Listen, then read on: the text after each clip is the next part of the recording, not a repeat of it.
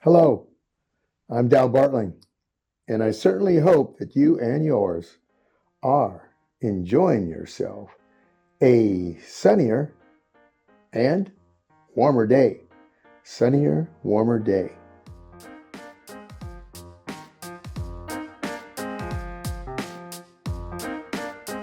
Well, the older I am, the more that I think. And I do think that one of the most valuable resources that your family has, which of course includes you, are family stories. Yes, family stories. And if you're not sharing family stories, please start. And be sure to sit down with some of the older people, maybe yourself, and share the stories with the younger ones.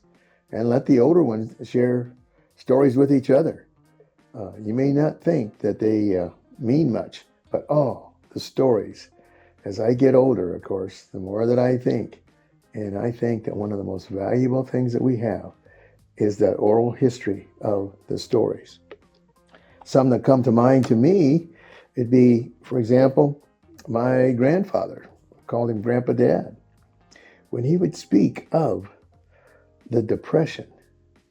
Now, Sergeant Major Bartling, his family grew up, of course, during the Depression, and he could remember hard times too, such as feeding here in South Dakota cattle Russian thistle. That's what they would feed some of the cattle. But in Nebraska, my grandpa would relate to during the Depression that there would be auctions on farms where then the farmer maybe could not keep up, and so they were going to put them on the auction block. And so groups would get together of other farmers, and they would help and bring their funds together. And so they kind of would, you might say, lean on other people not to bid for this farm so that that farmer could use some of the funds and buy their farm back right here in Nebraska. Another one would be my birth mother, Lillian, in Panama. One of the earlier visits there, she spoke of her husband, Chato. Now, Chato was an officer in the Panamanian Army. And at one time in history, Cuba had decided to invade Panama. And this was up around the David, the Bocas del Toro region. And Chato was assigned to that type of a conflict that was going on. Well, of course, you can imagine how the anxiety and the fear that the family was feeling. Well, it ended up that that war lasted, I think, a total of 1 day. And at the end of 1 day, during the armistice, there was the biggest party that you'd ever see there. So it didn't turn out as drastic as everyone had thought out there. Other stories I can remember was that of the veterans. You see, Sergeant Major Bartling was in World War II, and he was in the European campaign. And my Uncle Tony was in the African campaign. And then my Uncle Donnie, who was in the Air Force, was part of the Monte Cassino campaign, which is maybe better known as the invasion of Italy. But sometimes when they would be together and they would start to have refreshment, maybe what I would call a barley pop, they would start to open up and tell their different stories. And some of them would kind of have a same ring of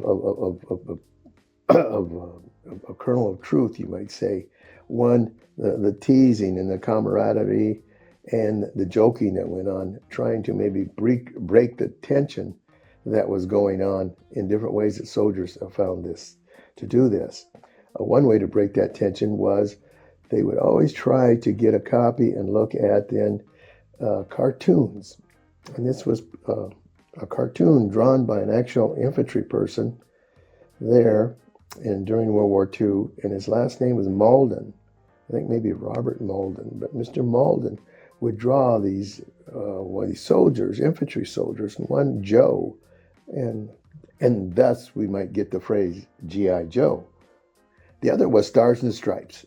I think Stars and Stripes back then did not play such a political agenda as it was to try to build the morale of the soldiers themselves.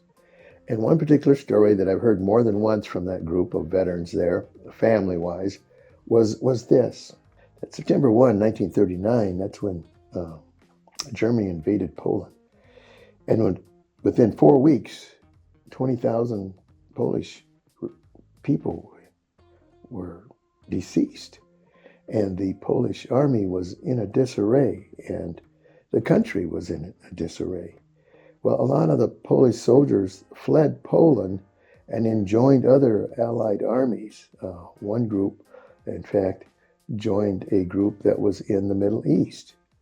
And while this Polish group of soldiers, under the Polish command, but working with the Allied soldiers there, while in the Middle East, they come across a comrade there.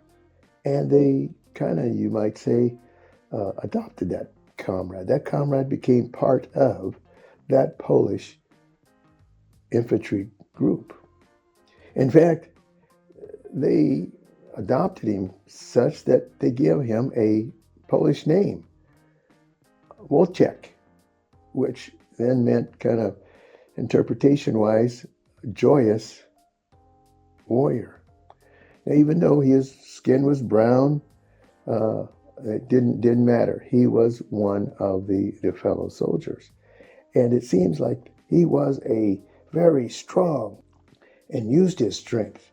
And whenever there was needing to be lifting to be done, whether it be a live box of ammo that was needed, up to 100 pounds, he was there to do that very thing. And yet he had that power, but he was oh so gentle. He was oh so gentle. And it was very good that he did volunteer to maybe do some of the back work, you might say, and lifting and things like that, because it turned out he couldn't use a rifle at all. They would keep that away from him at all. Well, all through the campaign of this Polish army, this adopted Wojtek, the joyous wonder, was right there. And there would be dangerous things going on, and he yet would go out and be the first to volunteer to do that. So they came across from Syria and went on across, and then they were part of the invasion, and that's the same invasion that my Uncle Donnie was in, of Monte Cassino. So they gave him then the rank of private. And so he went to Italy and continued to do all the things that he does. And as there were different breaks, again, he was a big, gentle comrade there. And it wouldn't be too long that he would be then wrestling with maybe his fellow soldiers or another troop there. And he would get them down and wrestle them. It seemed like he would always win. And he would give them a big old strong bear hug that you hear of there. And so he was loved by all. It didn't take long for his reputation to kind of spread out. Again, and one of the sources being like the Stars and Stripes to talk about that. Well, towards the end of the war, Wojtek and those Polish soldiers were then assigned to Scotland, to the country of Scotland, to do some service there. And of all the fine work that he had done in Italy, then Wojtek was promoted from private to corporal. So it was Corporal Wojtek. And in Scotland, he was beloved there, again, of his gentle temperament and his volunteerism, and again, of his exhibition of strength. Again, some of these ammo boxes he would carry by himself, and they would normally take maybe 4 men to carry, and he never once dropped a box of live ammo, and so it couldn't be used at all. So Wojtek, the joyous wonder. Well, the war ended, and Wojtek then, you might say, retired. in his adopted country of Scotland. For you see, he didn't have any country, any relatives left. All his relatives, as best known, had became deceased. And so he stayed in his adopted country there of Scotland. And he was so loved there, so much so that there was actually statues built in tribute to him. And it was in the country of Scotland, where he then retired, and then in the country of England, okay, where he was, and then in the country of Syria itself, and finally in the country of Poland. For you see, as I said, he kind of retired right there in Scotland, but yet there would be soldiers that would purposely make a trip back to Scotland just to see Wojtek, the joyous wonder. And as Paul Harvey would say, now for the rest of the story. I mentioned that Wojtek was found kind of abandoned there in the country of Syria, and that even though he was kind of brown skinned compared to these Polish soldiers, he was readily adopted, and he was volunteered and had super strength and loved to wrestle. Well, the rest of the story, as you see, Wojtek was a Syrian brown bear. And just when the soldiers of Poland were down and out, they needed some type of a mascot, as other groups in World War II would have. And this is one of the most famous mascots in World War II. Corporal Wojtek, the brown bear, the bear of joy.